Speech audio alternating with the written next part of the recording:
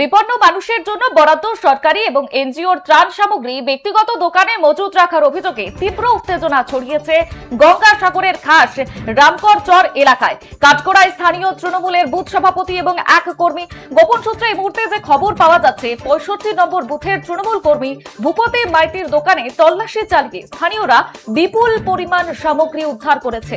উদ্ধার হওয়া জিনিসের তালিকায় কি কি রয়েছে আপনাদের জানাচ্ছি।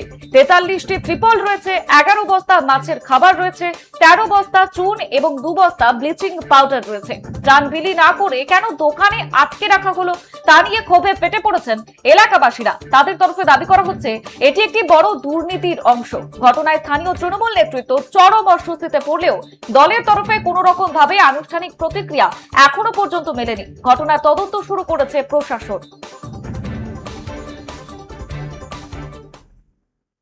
আমরা বারে বারে বলে এসেছি তৃণমূল মানেই চোর। এখন এই পুরো সাগরদ্বীপ এক দুর্নীতির একটা স্তম্ভে পরিণত হয়েছে তৃণমূল সরকারের আমলে।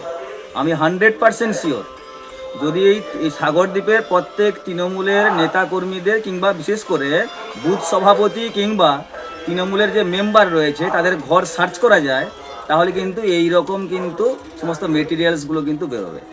এখন আজকের যে বিষয়টা দেখুন, বস্তা বস্তা বেরিয়েছে সরকারি সামগ্রী এবং এনজিওর কিছু পার্ট, যেগুলো জনগণের পাওয়ার কথা ছিল। ভোটের সময় কিন্তু অনেক ডিস্ট্রিবিউট হয়েছে ভোটারদেরকে প্রভাবিত করার জন্য।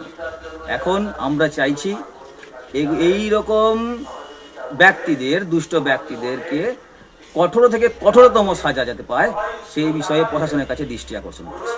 ঘটনাটা ঘটেছে ইলেকশন ঘোষণার পরে আমরা জানতে পারি যে এখানে মাল জমা আছে, সরকারি মাল জমা আছে। এই ঘরে আমরা চাবি লাগাই, চাবি লাগানোর পর খোলার পর দেখা যায় যে সাধারণ মানুষকে মাল না দিয়ে এখানে গোডাউনে স্টক করে রাখা হয়েছে। আমি এখানকার যেটা মেম্বার, আমার হাত দিয়ে তো কিছু এরা দেয়নি। আমার বিগত দিনে যে মেম্বার ছিল অরুণ, তার হাত দিয়েও কোনো দেওয়া হয়নি।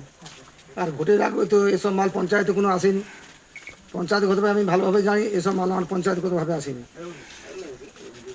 ঘুর পথে চুরি করে তারপর কি বেরোলো এখান থেকে? মোটামুটি দেখা যাচ্ছে এখানে 43খানা ত্রিপল এসেছে। আর মাছের খাবার আছে 11 বস্তা, 3 বস্তা, 13 বস্তা, মেষ 2 বস্তা। কি করবেন এগুলো এখন?